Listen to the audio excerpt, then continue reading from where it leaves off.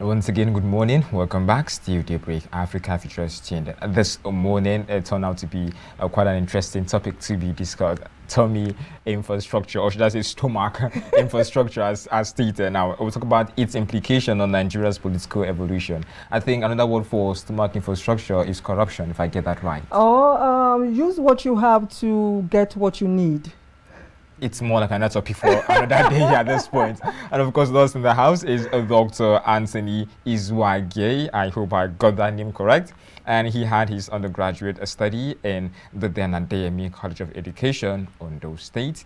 And he graduated in 1990 with BSc Chemistry. He obtained his MSc in Analytical Chemistry from University of Ibadan in 1997. He obtained his PhD in Environmental Science from the University of Venda, South Africa in 2016. Presently, he's a chemistry lecturer in the Department of Chemistry here in Ondo at the Federal University of Education here in Ondo. Once again, welcome on Daybreak Africa and good morning. It's so nice to have you Thank you on the show.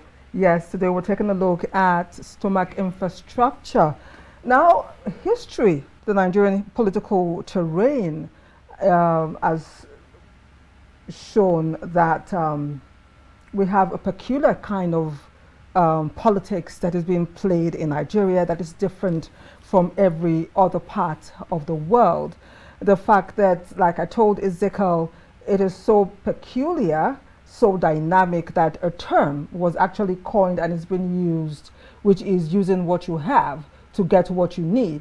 In other words, or in English, not French, stomach infrastructure.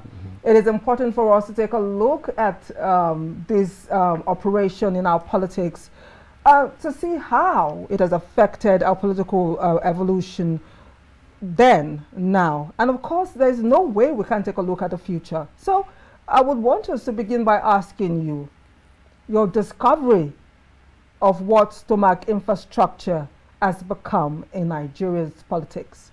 Well, thank you very much. I know stomach infrastructure appears to be a recent coinage in the Nigerian context, knowing the fact on ground that the politicians, the government in recent times have concentrated or seem to concentrate on talking about physical infrastructure.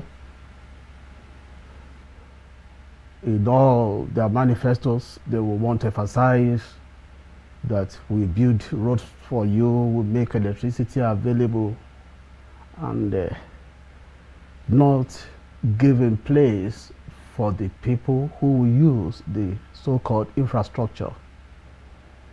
People go hungry.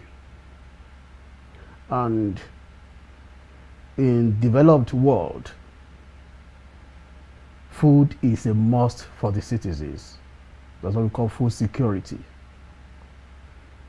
Our successive governments have made the people to see how important food is, which ought not to have been so pronounced to talk about. Because in the developed nations, it's almost like breathing in the air. Food is just available. And through the means of making people hungry, there seems to be a scenario where the work that people do, people work only to ensure there's food on the table. It's like everything, the whole labor is about ensuring there is food, as if that is all that one should achieve. And the present situation even tells about the worst case of it, in which case you can no longer talk about the middle class as far as social strata is concerned.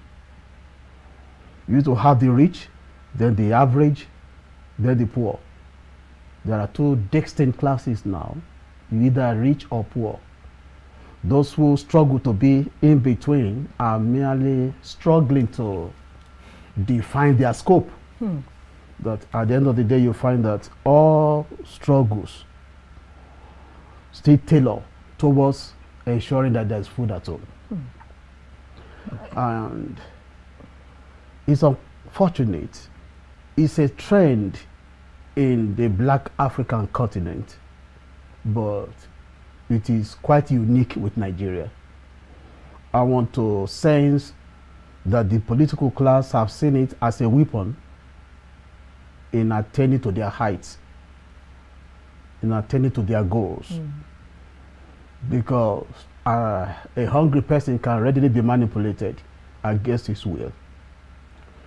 I will present a situation, an example. Not too long ago, a departmental secretary, we were discussing about issues of Nigerian politics. He told me a fresh case then.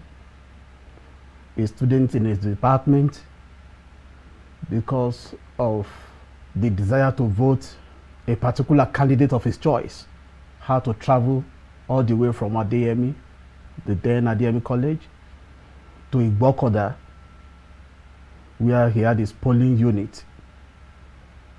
Then transport to and fro was 2,000 naira. So he had the 2,000 naira on him.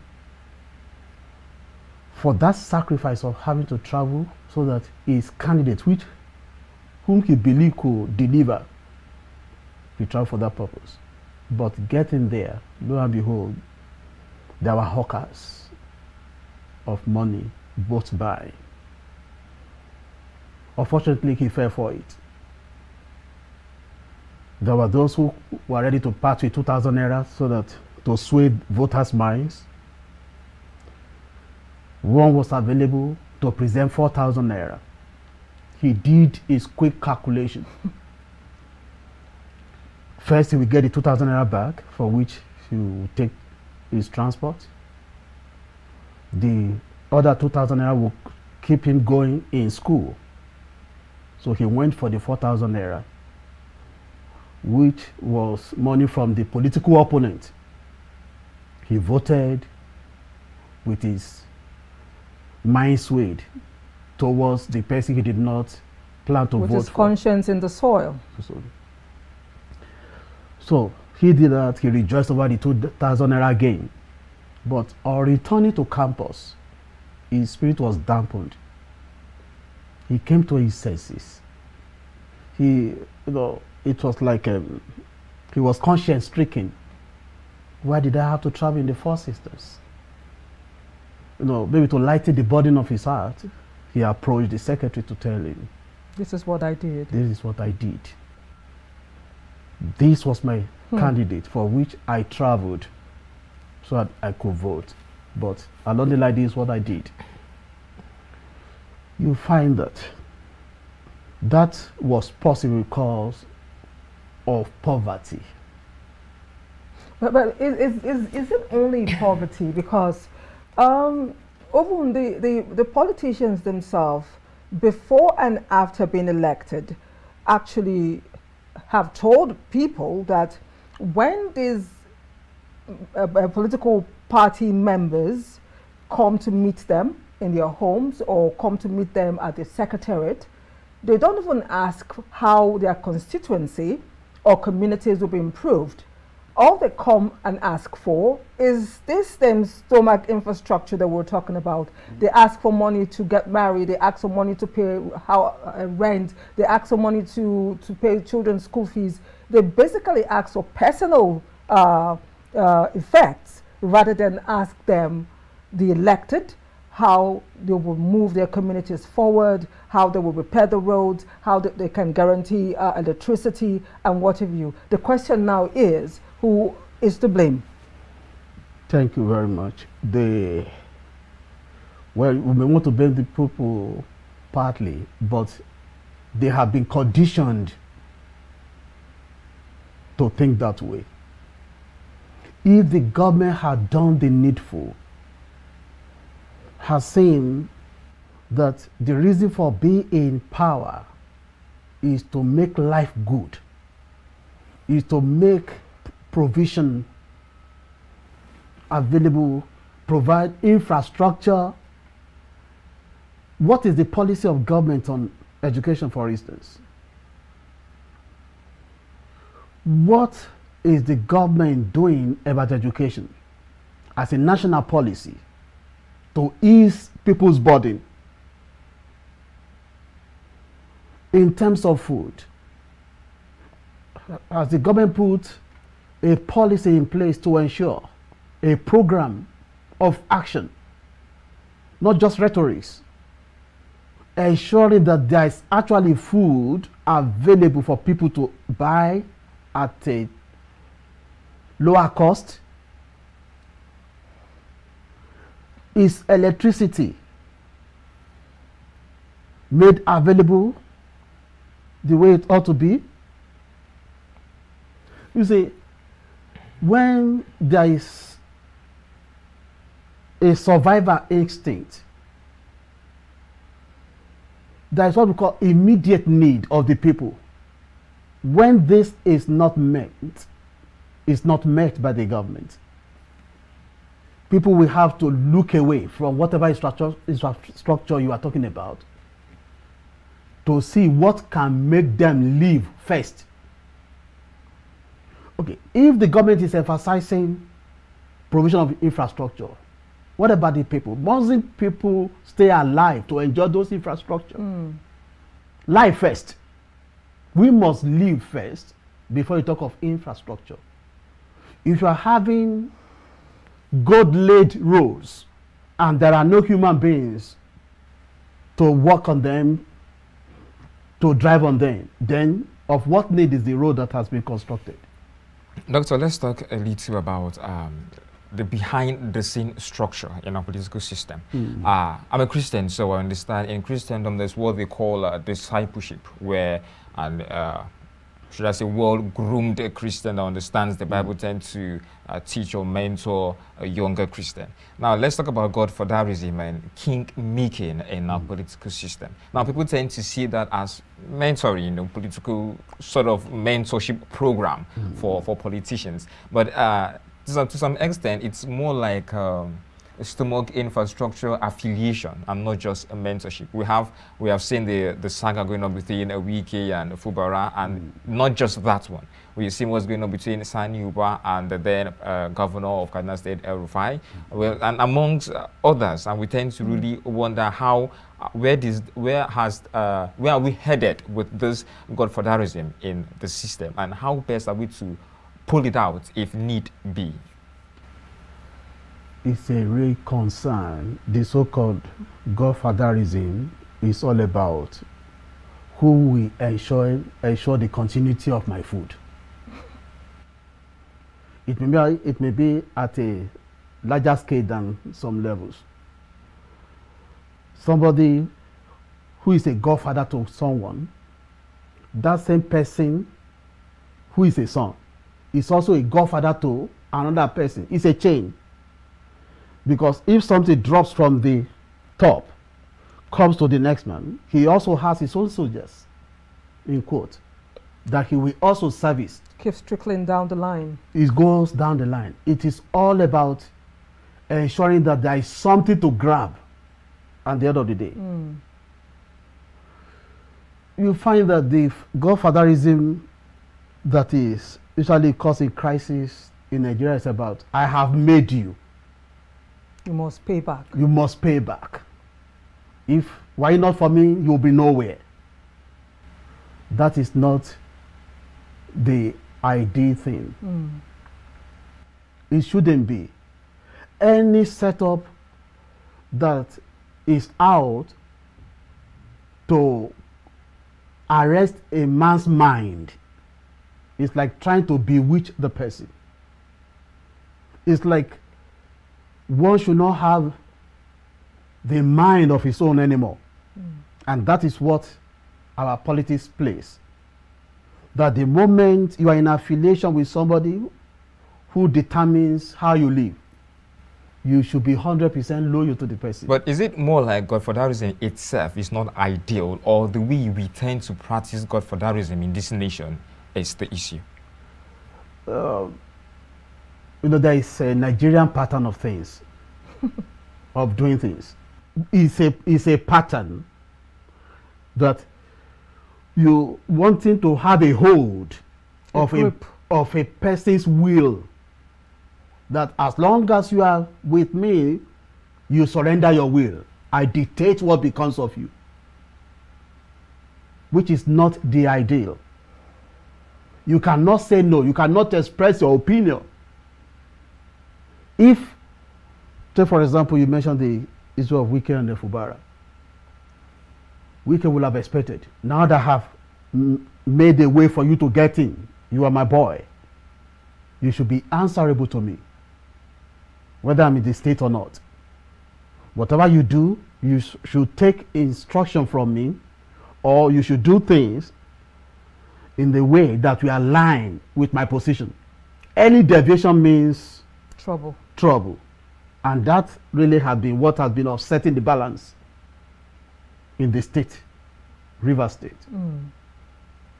The governor, I think the present governor of Kogi, I read in the news while he was telling his team that if I say something to you and my predecessor also says something maybe contrary to what I tell you, put aside what I say and obey him. You read this? Yes. Wow. As a way of showing honor that I am here because of him. Because of him. But the question is, if the chips are down, who will be called responsible for what goes on in the state? Him. Him. But he had thrown his allegiance to the man that made him, which is very wrong. It's like expecting that Obama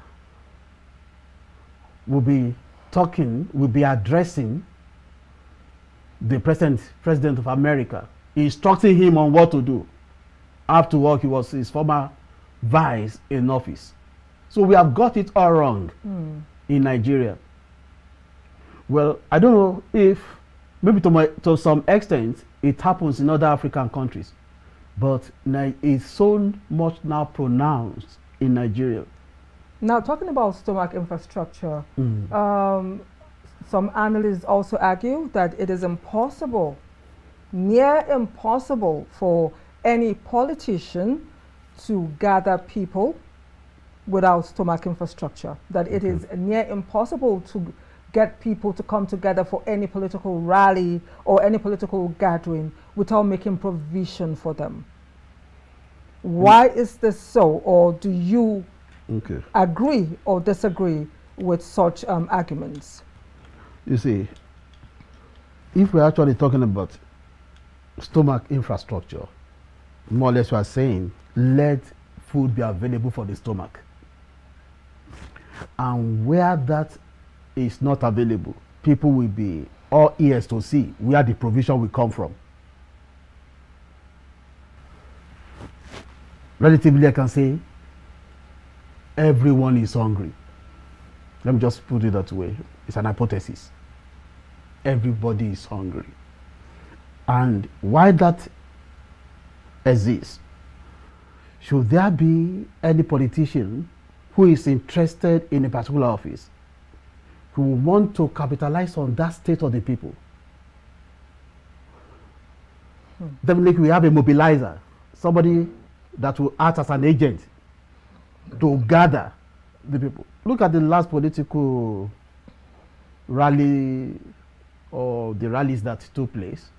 You find that the same candidate who went for a particular rally will be available for another one, all because of what will drop.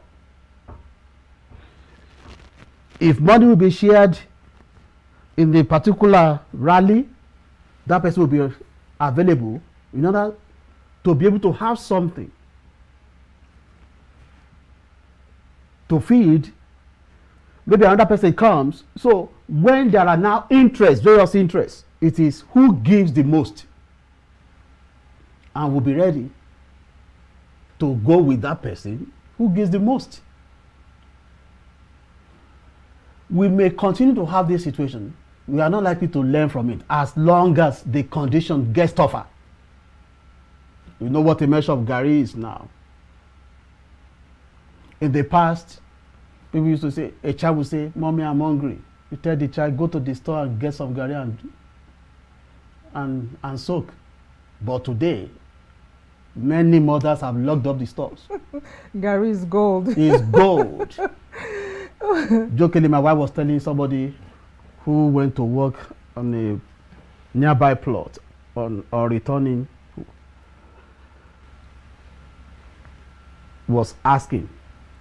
The plot did not belong to us, but my wife was standing in for somebody not around to help clear the place. Say, "Mommy, please, I need some guys." My wife said, "You have mentioned gold. You don't just ask for Gary anymore. Anyhow. He was given. But made you to realize, caution, that you don't just ask as if it was in the past. Interesting. That tells you the state of the nation. Of the nation right now. Anybody can be ready for anything as long as something will be available for the stomach. For the stomach. Once the stomach is full, then any other thing can follow. You can now begin to think. Well, we need to take a short break. For a breather. When we return, the conversation will continue. I want to reassure you that our guest is still here. Stay with us.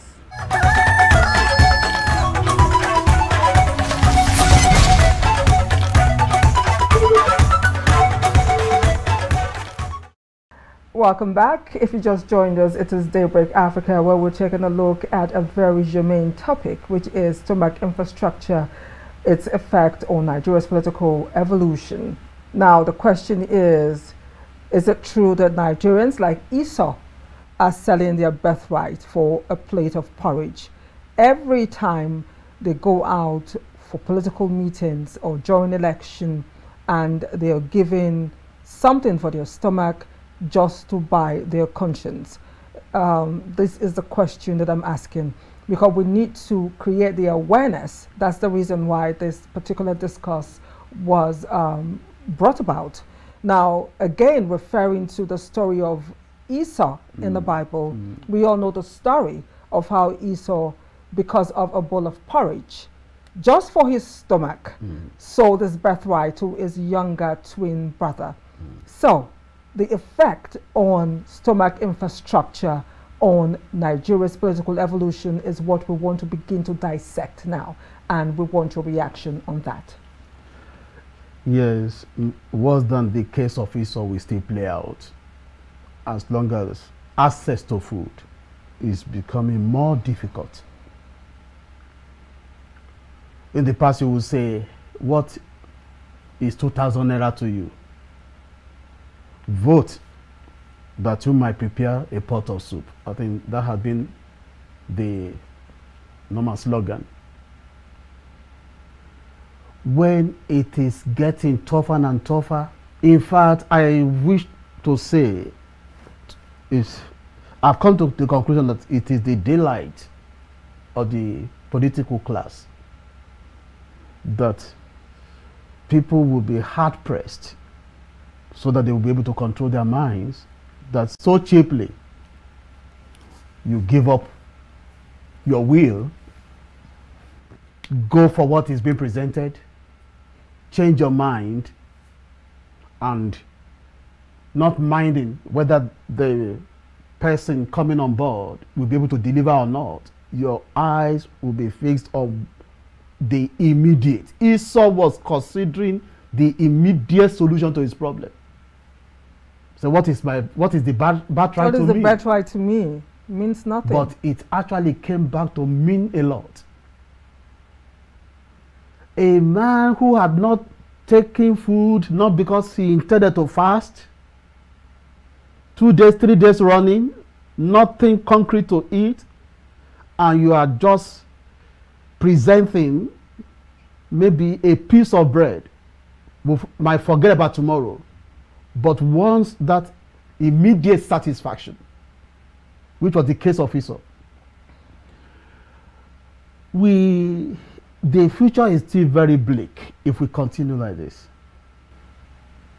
if we continue like this. I tend to wonder what then will tend to be the roles of judiciary and anti-corruption agencies in combating this particular menace. And so far, have their fights been any fruitful, or are they themselves being plagued with the stomach infrastructure disease? We are all in it together. No sector is exempted. It's a system in operation. It's a system in place. Denial.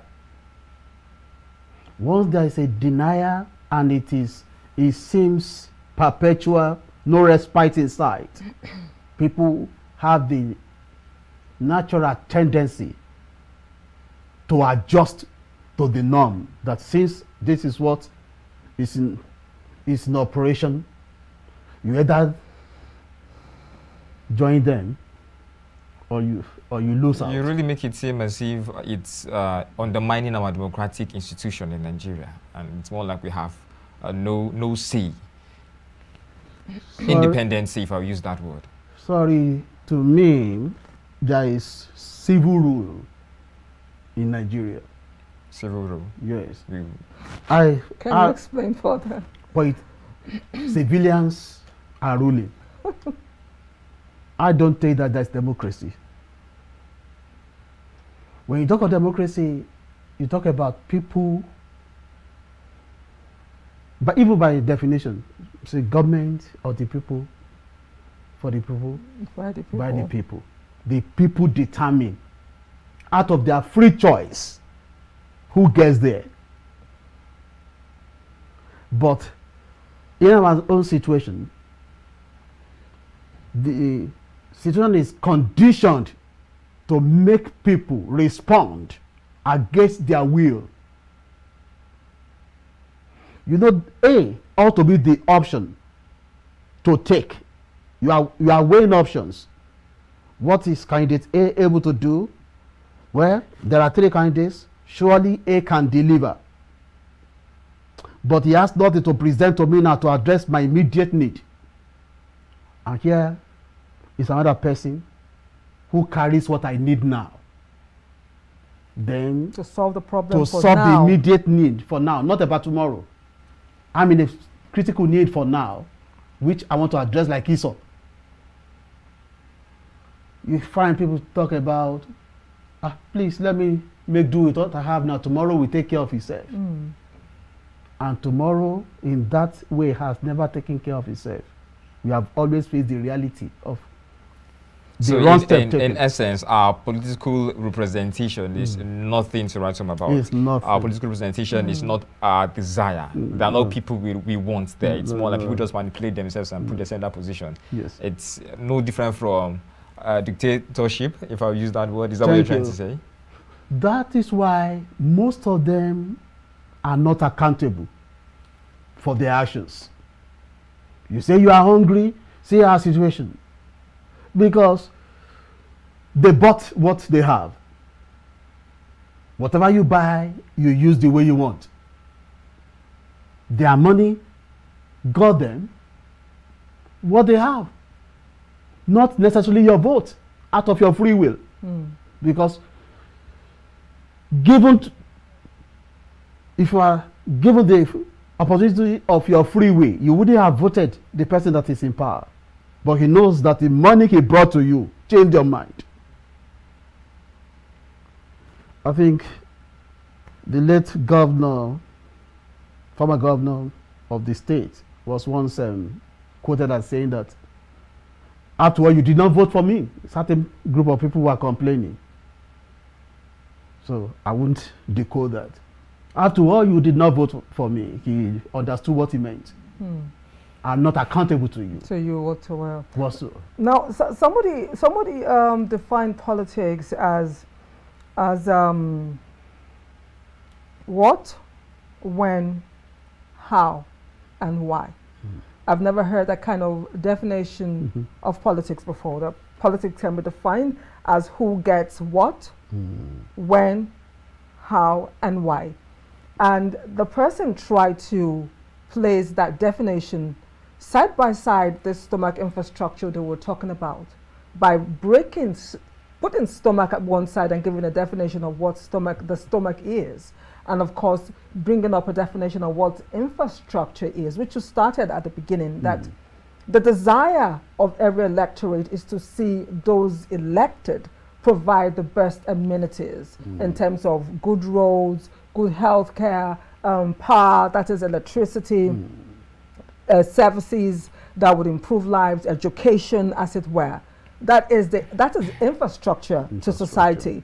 While stomach is a means by which the food that is taken is an organ in the body that accepts the food, digests it, and of course makes the body whole. So when you place a stomach and infrastructure, that somehow there's no difference between both. And that is why we've had this evolution in our politics, like you also said, that stomach first, that a person who is hungry cannot even drive or walk on a road made of gold.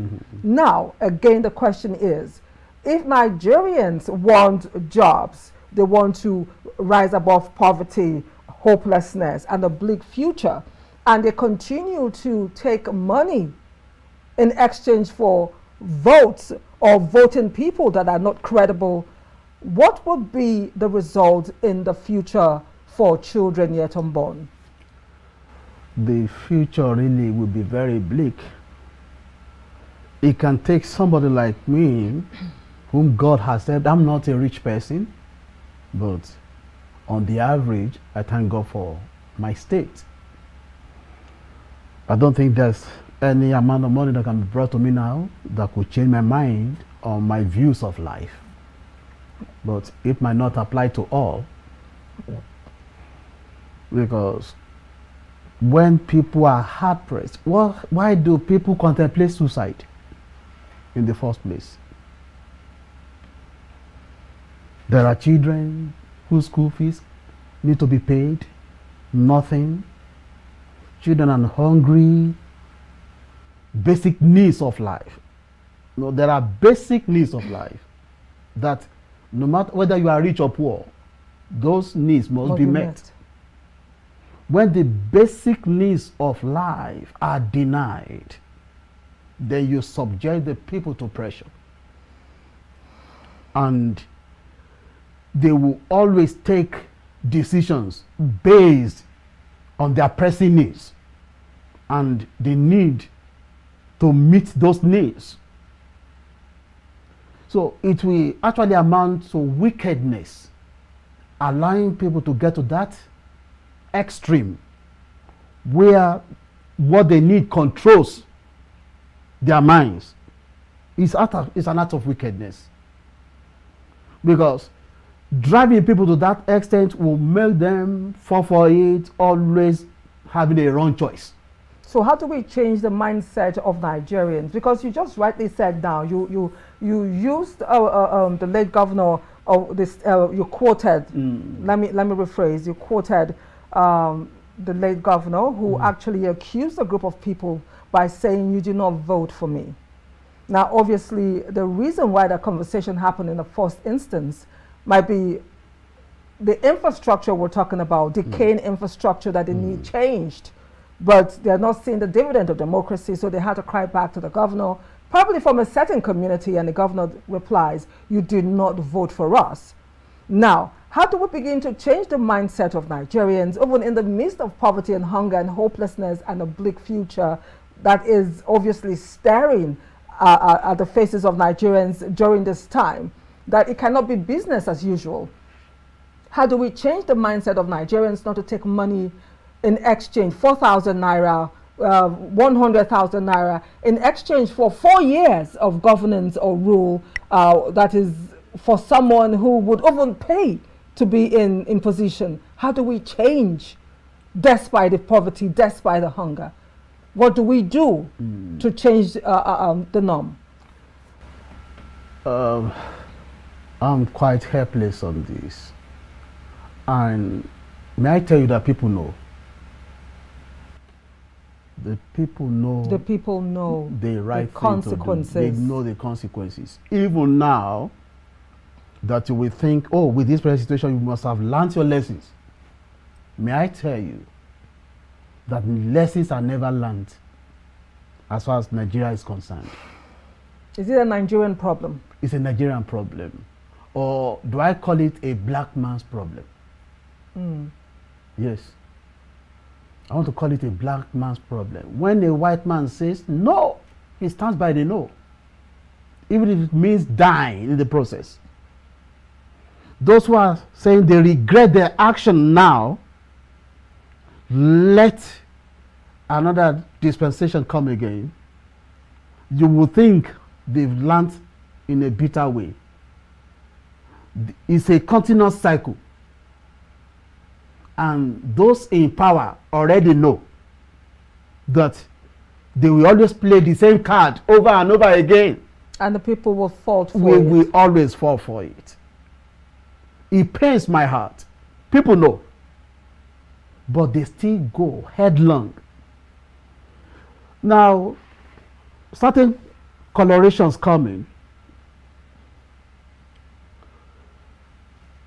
Temporarily, somebody might say, okay, this time around, I will vote my conscience. I will go for the right person. Then those in power know also how to play ethnic politics. If a voice seems to be so loud and it's from a particular tribe, if it means sending the king of his town to him,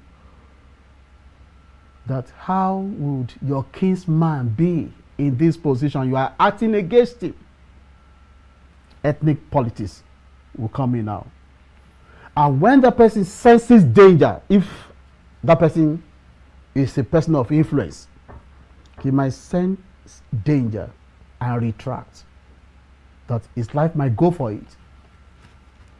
That's why the issue of going in a group, maybe a sort of group action, this so-called group, do not think everybody is on the same page with it. You may champion a cause, and some people may follow you that, okay, next time it's not going to be the game as usual. We are going for the right person. You know your mind, don't know the mind of those that follow. You may be the Lone Ranger in the end.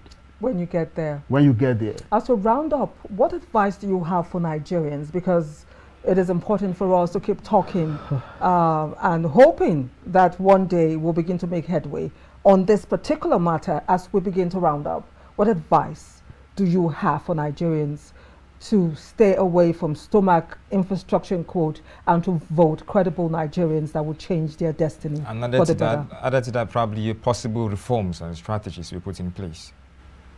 Yes, it might come. First, I'm a Christian.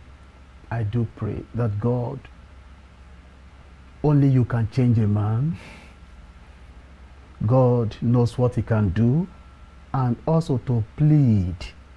Just let the politicians forgive the electorate, whether they bought votes or not. Let them see the need to do the needful. Yes, you are there now. Consider, pity the situation.